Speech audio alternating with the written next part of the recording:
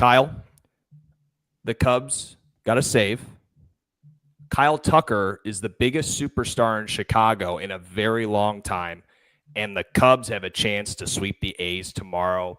Let's talk about it all and next here on the Setup Man channel.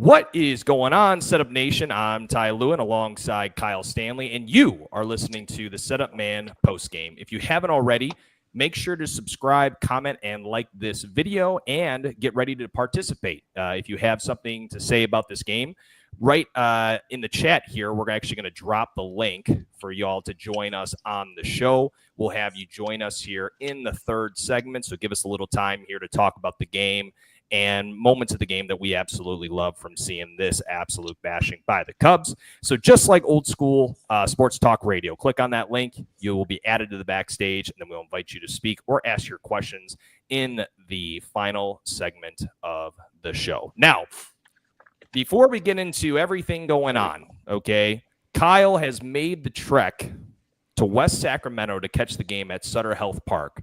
And so, Kyle, please just walk us through the ballpark experience, what it was like in person, but more importantly, my friend, talk about seeing those Cubbies win 7-4 to take a 2-0 series lead against the Athletics.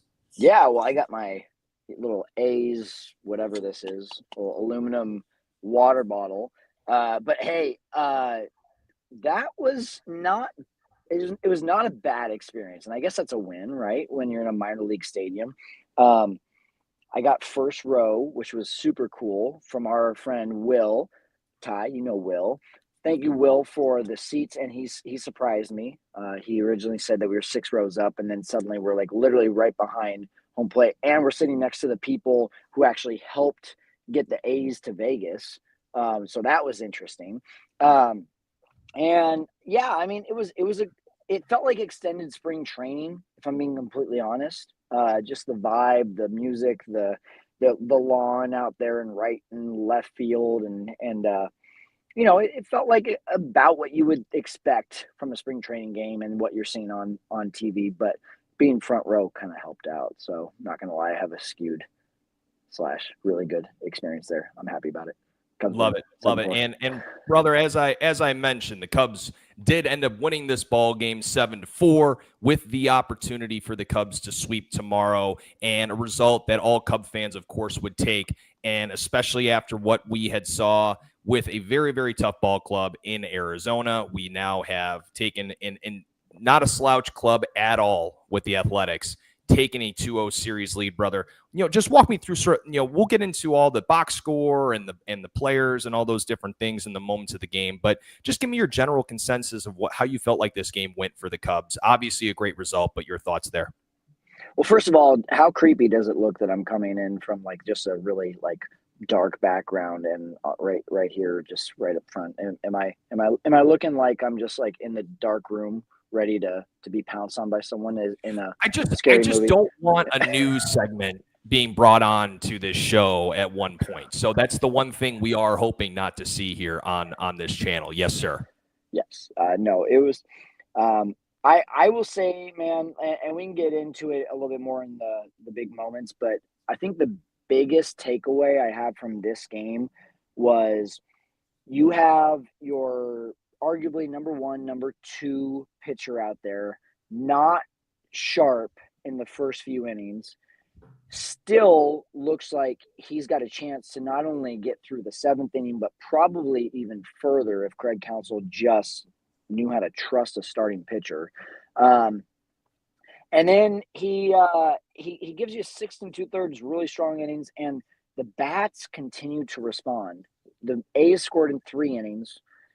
The bats from the Cubs responded in the next half inning, 2 of those 3 innings. And that's just a different feeling from last year and years past, right? Is like, you know, hey, you get out to a 3-0 lead, and then the other team scores 2 runs, and you're just like, here we go again. But they just kept answering, and they padded the lead at the end, and it was kind of like what I said yesterday, right? Like even when the Cubs were up 5-3, it didn't feel like it was that close.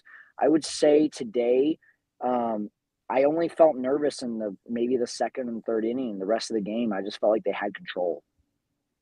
Yeah, and when I started to see things was when I started to have concerns, I would say was when Severino had that really nice bottom of the I believe it was in the second or third inning where he really dominated the lower half of the lineup, and I said, okay, he's really starting to find his stuff, and his location was getting a lot better. But you alluded to it, this offense does not stop, and the top of the order has really starting to take hold of this team.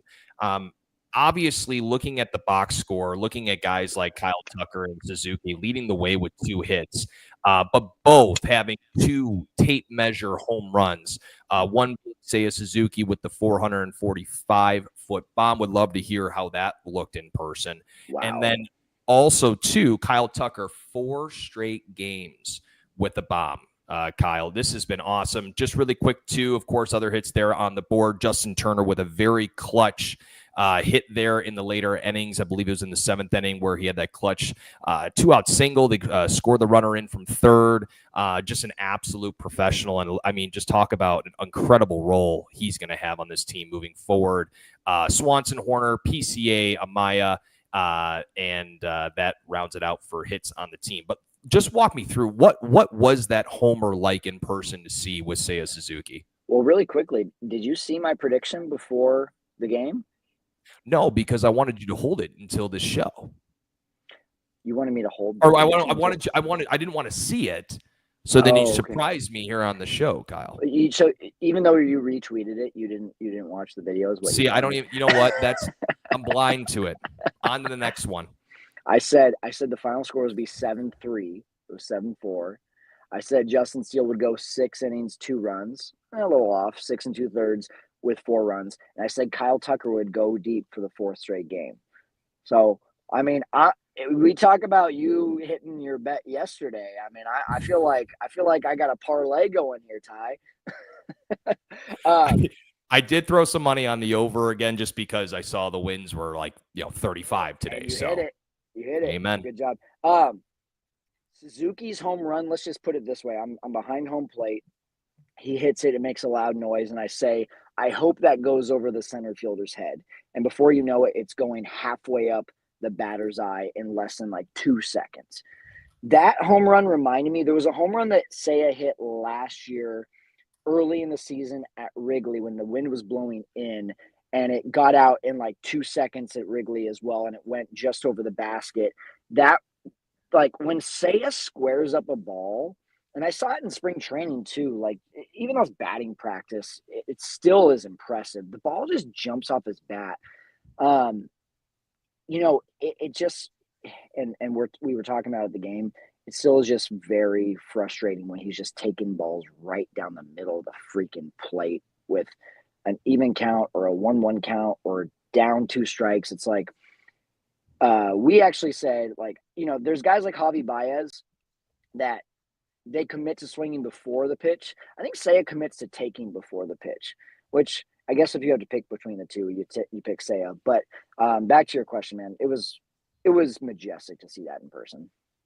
Absolutely. And folks, if you want to throw your comments into the chat, we're going to show them here over the course of the show. And the Deep Dish Digest made a great point kind of going off of what you just said, Kyle. And this goes back to my tweet of the most fascinating and frustrating at-bats will always be Seiya Suzuki. Yeah, and so 100%. As we can see here, only thing that rubbed me the wrong way was Seiya striking out with bases loaded when no pitches were thrown in the zone was the chance to break open the game. I tell you what, a lot of people in the mindset that they were with the way that the game was going, close game, bullpen concerns, all those different things. He gets 2-0, I believe, in that count, and he gets a fastball up in the zone. Next pitch, Severino challenges him again in the same spot, and then later in the bat, of course, gets him with another high fastball. And you sat there thinking, it seems like he gets these highs. He gets on these highs of, hey, I just hit a home run. I can now do that consistently throughout the rest of the game. He does not make those adjustments that I like to see. What are your thoughts, Kyle? Yeah, I actually wanted to turn it around, if it's okay, and ask you a question, because there was a full count pitch to Rooker to start off, I believe, the 3rd inning, that he took for ball 4, and from my seat, it looked like it was right down the middle, and then Langoliers ends up hitting a 2-run home run. Do you remember that pitch? What did it look like on TV? So if I'm remembering correctly, and folks, if I missed this, make sure you hold me accountable in the chat. But I believe it was a curveball from Steele on the outer half. He did miss that pitch. Literally, It was a from our seat, it beautiful looked down the pitch. middle. It looked down the middle from our seat, and It was because you guys were behind from Rooker, right? Yeah. Yeah, Like, exactly. so it was a beautiful pitch, and Steele, you saw that, hung on that mound for quite a bit here.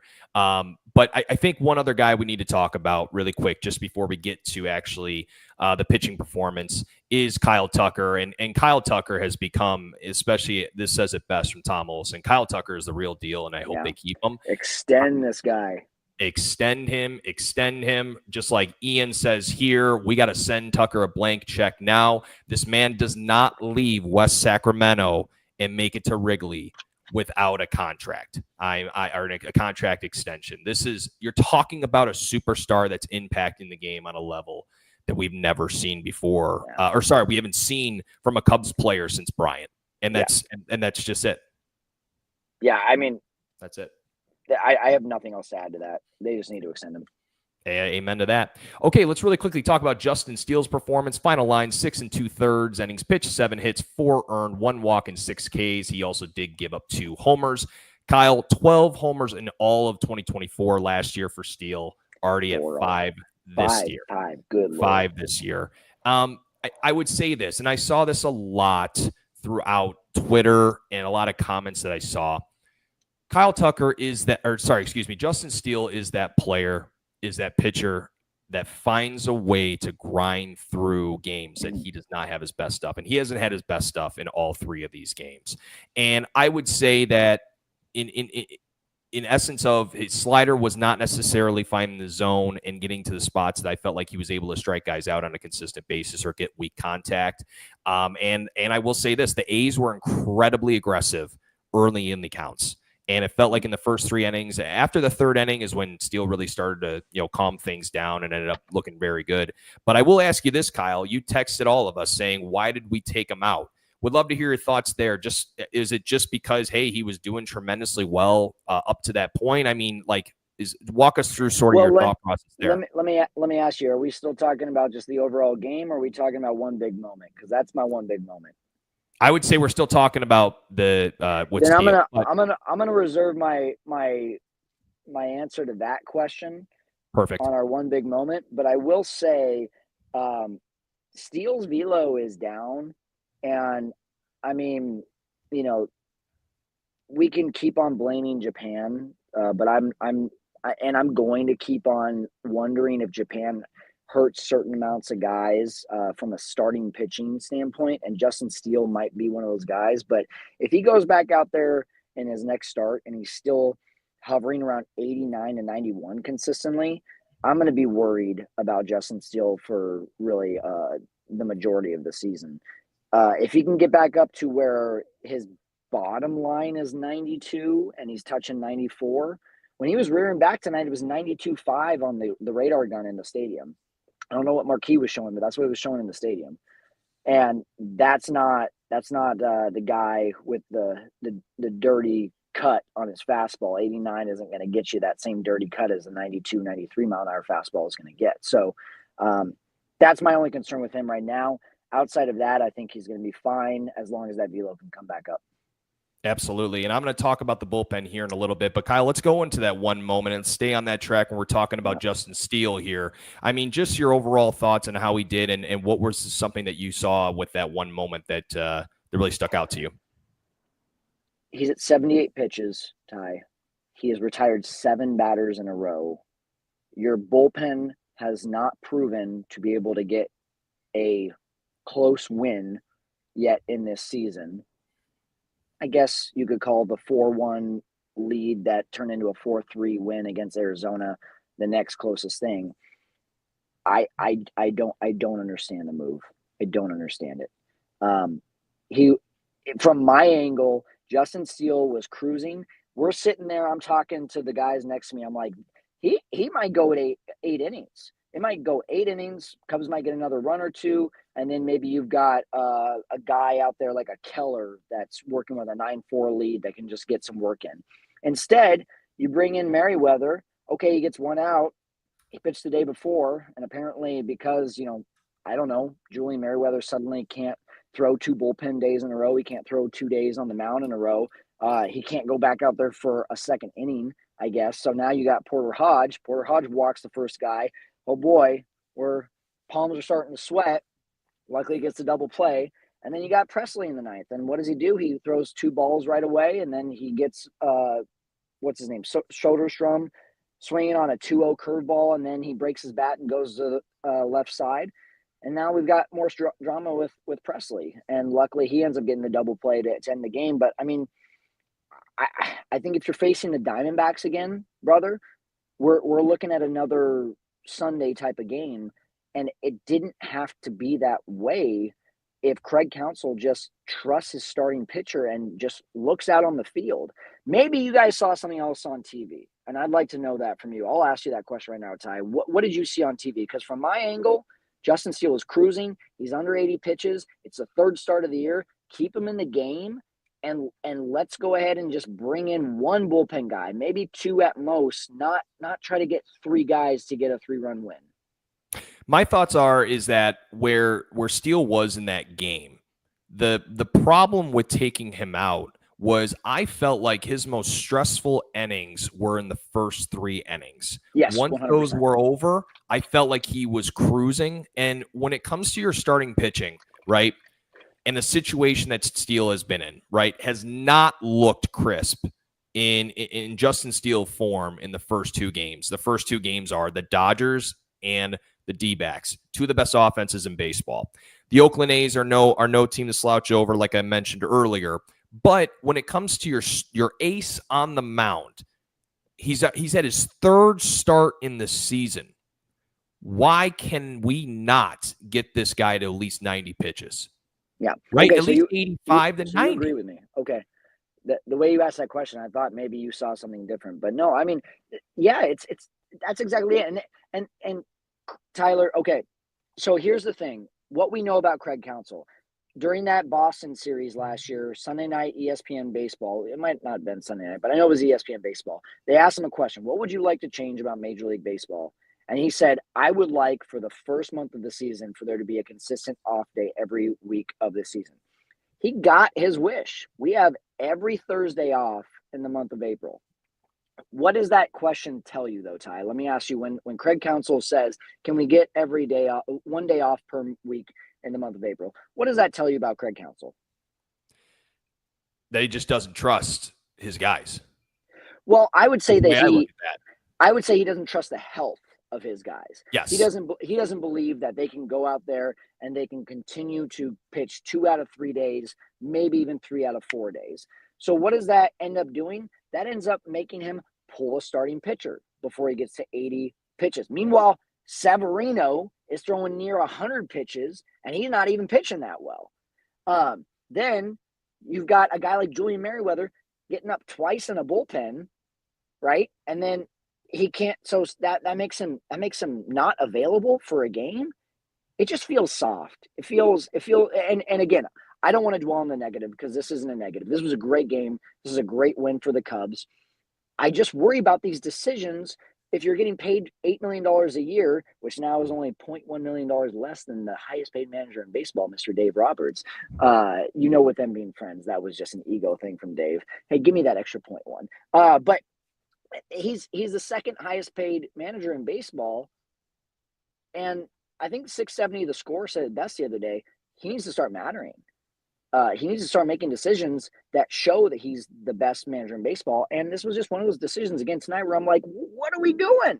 Why are we giving the A's a chance to see someone else that might not have their best stuff? And then, okay, so Hodge doesn't have his best stuff. Then who do we go to?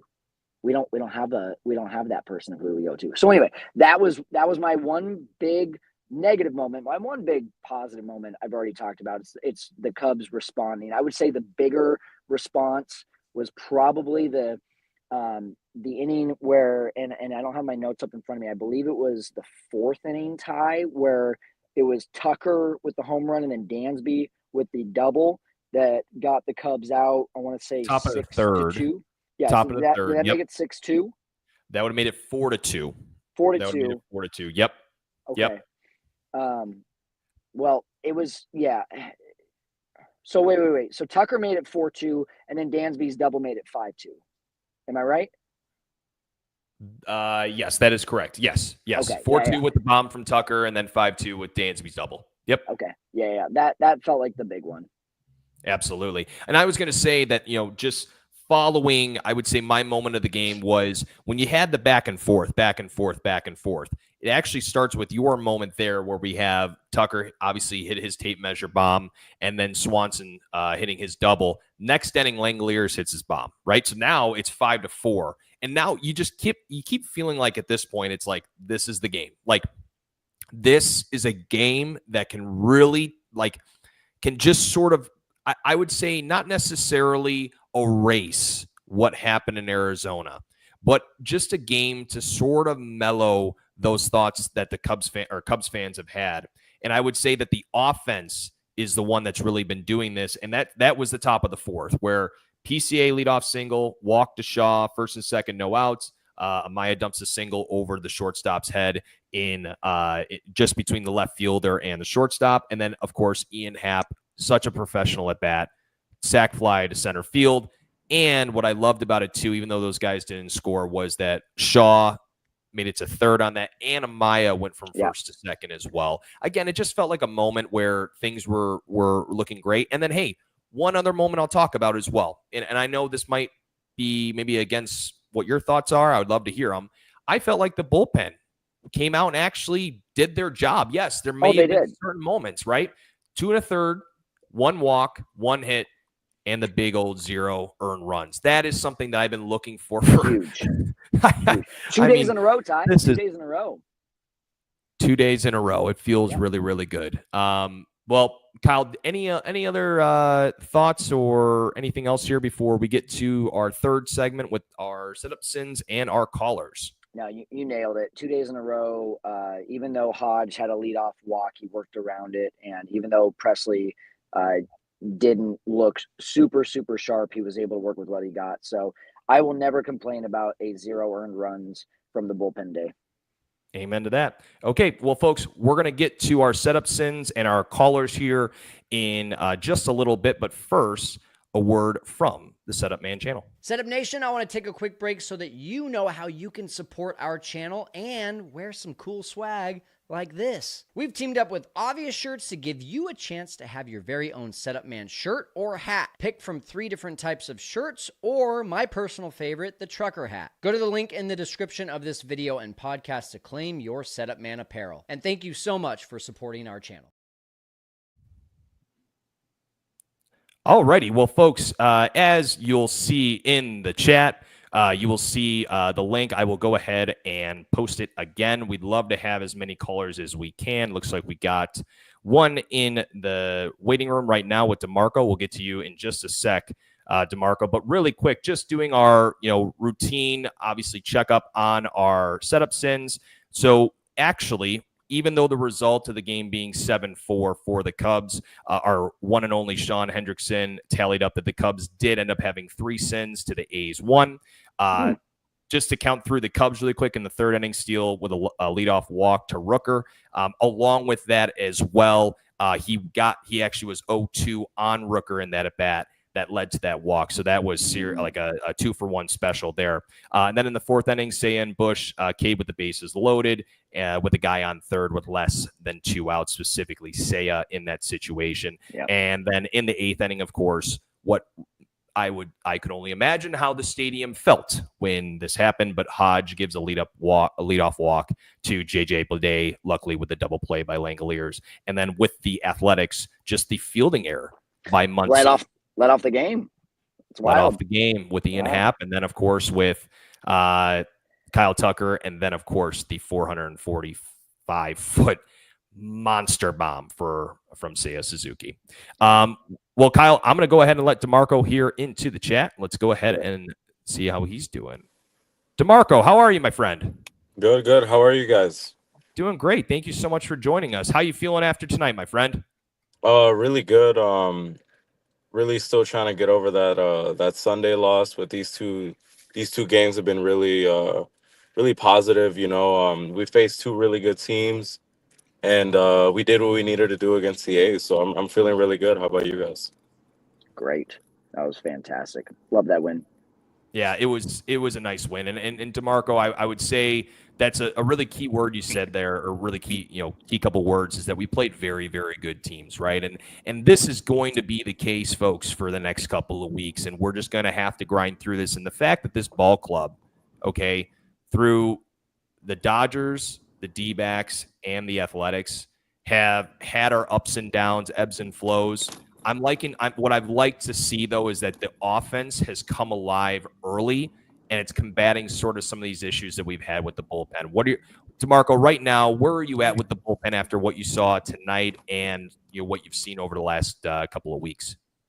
I feel really good about Merriweather. I was really concerned when he did warm up those couple games in Arizona.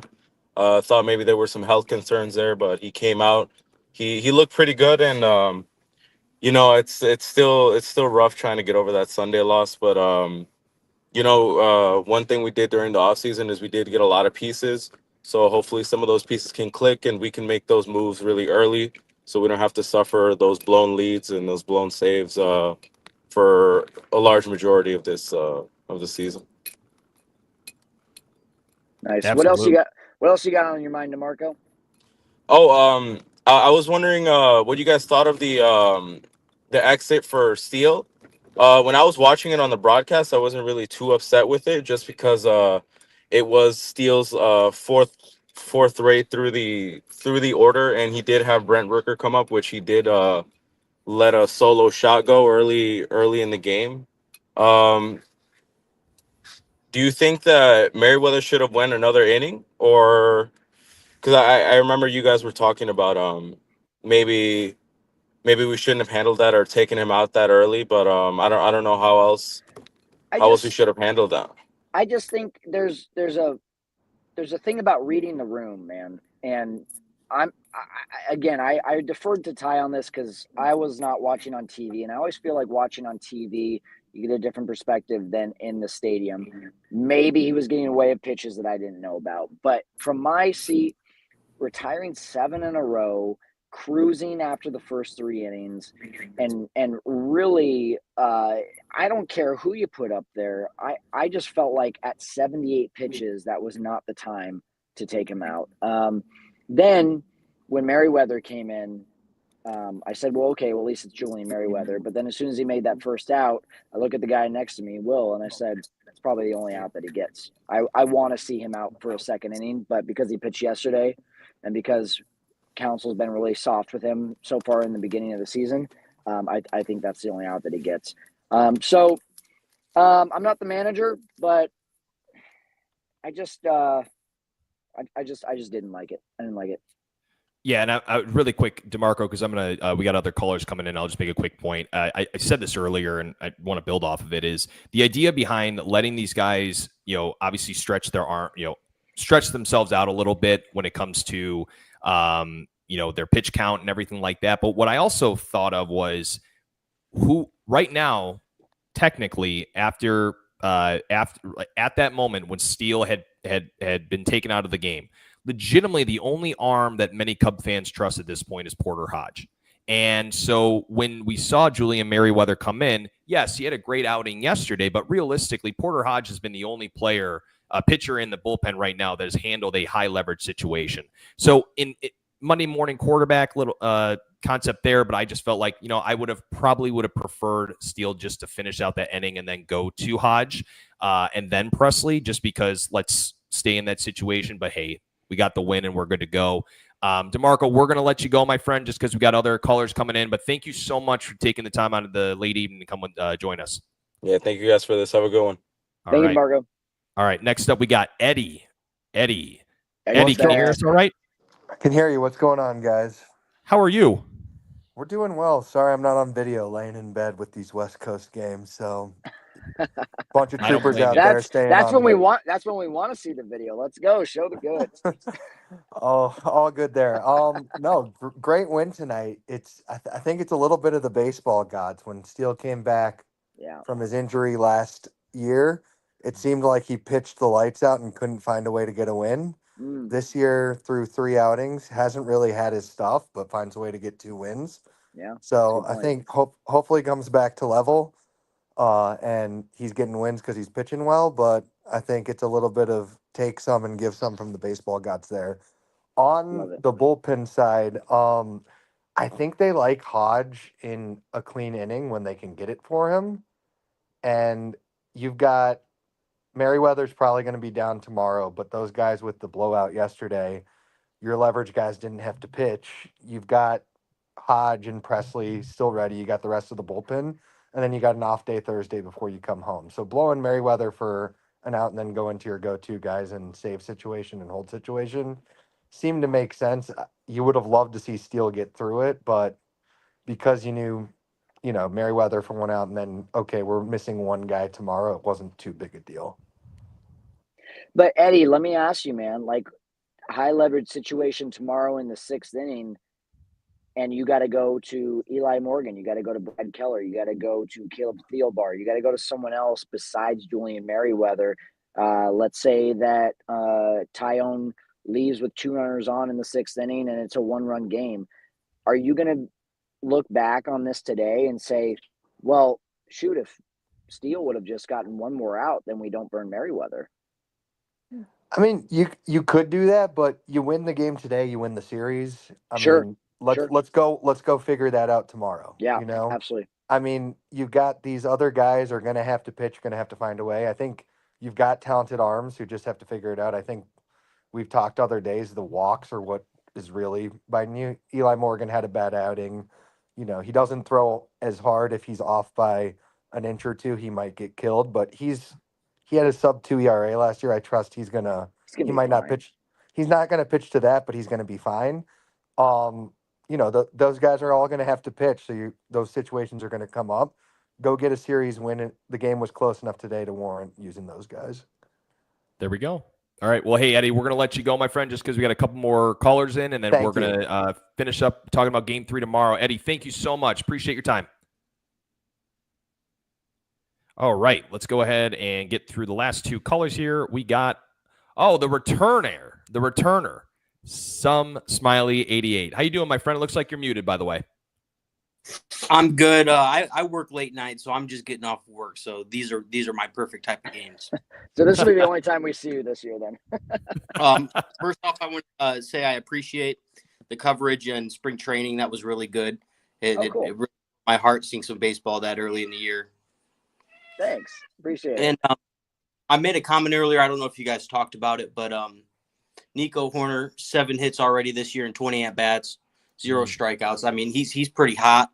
How do you think this is going to affect him being traded? Ooh, what's so funny? Yeah. When was the last time we talked about Nico Horner being traded? Sincerely, realistically, at this point, I'll let Kyle speak in here just a sec. I think at this point you do not move him whatsoever. Unless until I would say post All-Star break, because we have to see where we're at as a team at that point. I love Triantos. I love him as a potential option to come up here in the future. He is not Nico Horner level at this point. And we're seeing with a guy like Matt Shaw. We all thought Matt Shaw would come up and be an impactful bat. He's looked okay thus far, but you can see the difference between a big league player and a AAA player. So I just don't see, if this team's trying to win and get to the playoffs this year, I don't see him being traded, but very good question. Kyle, what are your thoughts? Well, defense is the strength of this team right now, and then offense, when it's on, is a bonus. So to me, you've got gold in the outfield, you've got gold up the middle, and you've got a potential gold glover at first base, and then your weak spots are third base-ish. He's been fine defensively, couple errors so far in Matt Shaw, and then Miguel Amaya behind the plate has been a weakness as well. So my thoughts are, don't add another defensive question mark by trading away Nico. unless Matt Shaw just like suddenly is like he's a Gold Glove caliber third baseman and he's hitting the cover off the ball, and the Cubs need a starting pitcher, and Nico has just kind of been okay. Yet James Toronto's tearing the cover off the ball in AAA. I think right now he's a sure thing, and you don't want to trade away a sure thing right now for a team that needs the defense and needs the offense. Keeping on the topic of defense, what do you think if Pete Crow stayed hitting about 200 for the whole year, is he worth keeping in center field with his caliber of defense? Yes, and yes. Yes. That's I will answer that all day. I tell you what, I and this goes back to the Nico point as well. At points this year, we're going to have a drought with our offense, right? And how do you stay in games? It's pitching and defense. And the only way we're going to do that is if we have a Gold Glover in center and a Gold Glover at second. And so PCA is going to go through, some rough patches. I will say this. One thing I've seen with PCA thus far that I did not see last year that I think is a really, really good sign for him is watching his attitude after particular at-bats. The last 2 games, I want to say, I haven't seen the frustration after a poor result like I did in Arizona. I mean, it was frequent in Arizona, and I heard that Justin Crow or Nico. I'm talking about Pete Crow. I'm talking about Pete Crow. I was listening to the game at work, and it did sound like he threw his helmet in frustration after a pop. Which game are you talking about? The one tonight. The one tonight? Where did you see it on the screen? I was listening on the radio, and Ron Coomer said something about it. Okay, well, maybe he had one instance. I would just say it's not as prevalent as it was in Arizona because it was every single play, and he's a passionate player. But, again, this is a guy who's we've seen with Council thus far, he's going to let the youngsters play, so I don't see him being dropped down. Kyle, what are your thoughts? My thoughts are as long as he's having better at-bats. I was talking to Will about it right next to me tonight, and I said, Ian Happ doesn't feel like he's having that bad of a season, batting 150. And the reason is because he still has productive outs and he still has some clutch hitting and he's walking. Pete is showing signs of getting better there with some better at-bats. But I just, Justin Turner said it. If you want to steal 60 bases this year, you got to start taking walks. And so if he's hitting 200 but his on-base percentage is close to 300, yeah, I'll take that. If he's batting 200 but his on-base percentage is 250 and he's playing Gold Glove defense, I'm kind of like, well, I don't love it, but I guess it's okay. So I guess if that answers your question, I just want to see more professional bats. Okay, thank you. Perfect. Thank you for your time, my friend. We'll see you again, Thank you, okay? brother. All right, last one here. We have, you kind of know this guy. It's Break Even Tom. Back on the chat. We got him here for just a quick minute or so. Will, thanks so much for joining us, my friend. Yeah, what's up, fellas? Not How you show doing? your How face, you feeling huh? after tonight? Tonight was a lot better than Sunday. Feel a lot better. Tomorrow's icing on the cake. So I want to make a point that nobody really talks about as much as I would like. As far as the lineup goes, and I think this is where, like you said, Ty, we're going to have slumps and we're going to have struggles. We have more speed up and down the lineup that we can manufacture runs just by getting on base and using the speed this year than we have in the past. And, I mean, nobody talks about Tucker's base running ability. Then you have Nico, Shaw, and PCA hitting back to back. Like, them guys can steal bases. You get on base and walk. Like, Kyle said it tonight when we were sitting next to each other and stuff. Like, PCA needs to start thinking about laying down a bunt every once in a while. Like, that's a phase of his game that's underappreciated and undervalued. And last year, Will, it was like once a game he was trying to bunt his way on. I don't think he's even attempted a bunt this year. Have you seen one? I think he did once in Arizona and he fouled it off. Okay. But other than that, no. But like, I'm with you when it came to Steele tonight. Like, we were talking about it. Me and you were up at the net and we were pretty heated because he battled for the first 3, but he threw 4 to 6 pitches to get 2 of the meatiest guys in the Oakland or the A's lineup out. Like, I did not like the move. He's your stud. He's your ace. He's on autopilot. let him pitch the rest of the seventh. He had J.J. Bleday on deck. Like, if the guy hits a solo homer, you're still in great shape. Like, I didn't understand the move by counsel because, like the one caller said, I agree. Get the win. You worry about tomorrow. We saw how that worked out in Arizona on that Sunday. Leave Merriweather for tomorrow. Well, and Will, Boog and JD, they're always talking about on the broadcast, while everyone's worried about today, the reason that Jed likes counsel is that he's thinking about 10 days from now. He's thinking about 2 years from now.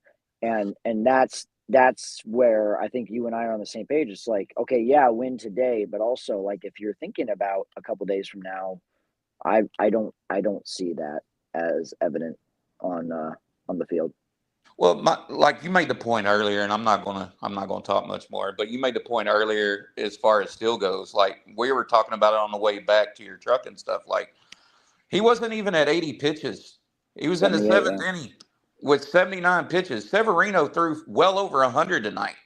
Like, he's your stud. This is your third start of the season, not your first, not your second. Me and Ty were at the game Saturday. Shota threw 90 pitches. Still could have won another inning. Like, being honest, like, I'm not sold on the bullpen. Everybody knows how I think about Presley.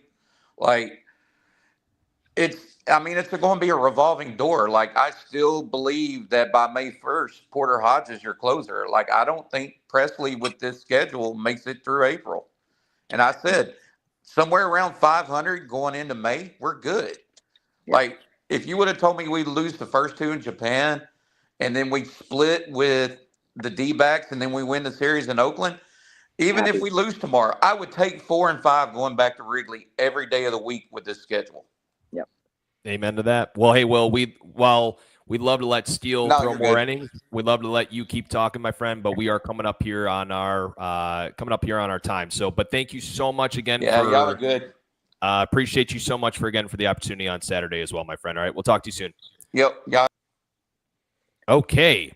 All right. Well, hey, Kyle, I know we're coming up here almost at 45 minutes, so we're just going to be really quick. We're going to talk about Game 3 tomorrow, of course. The Cubs going for the sweep at 2:35 p.m. Central Time on Wednesday. Jameson Taillon versus Jeffrey Springs. Really quick, just Taillon's first start of the year against Arizona. Of course, everybody remembers it being a rough outing, 4 1/3. 9 hits, 6 earned, no walks, and 1 K. Jeffrey Springs, though, an arm that will be interesting to see how he handles this unbelievable lineup the Cubs have right now. First start of the year in Seattle, quality start with 6 innings pitched, 3 hits, 0 runs, earned runs, no walks, and 9 Ks. Folks, for Jeffrey Springs tomorrow, what you're going to expect, a fastball around 90 miles per hour, but it's really his excellent changeup that features a 44% whiff rate in 2024. Obviously, we could see with the stat line from the Seattle, or from his opening start of the year, a guy that will be really interesting to see how the Cubs handle this lineup tomorrow. He, along with that, throws a slider, cutter, and a sweeper at points. Kyle, any thoughts about tomorrow's game before we sign off? Get greedy. Go for a sweep. I mean, don't throw the Sunday lineup out there. Don't throw the, we're just gonna get Taillon some work and then throw the scrubs out there. Like, go for it. Let's get a sweep. Let's come back to Wrigley, a winning record team, and every win matters here in April. Every win matters during the season, but every win matters here in April with the schedule that the Cubs have. So go for the jugular. As Kyle says, go for the jugular. The Cubs go to be over 500 for the first time this year in tomorrow's matchup against the Athletics. They will be off on Thursday and then start their opening series weekend at Wrigley against the San Diego Padres. Well, to everyone that tuned in tonight, thank you so much for staying up late with us. And to all of you that are listening, please continue to subscribe, comment, and join our post games. We'll be doing these, as we said, Sunday to Wednesday throughout the entire season. Kyle, anything else before we sign off? Thanks to the callers. They killed it tonight. Absolutely. Thank you, everyone. We'll talk to you soon.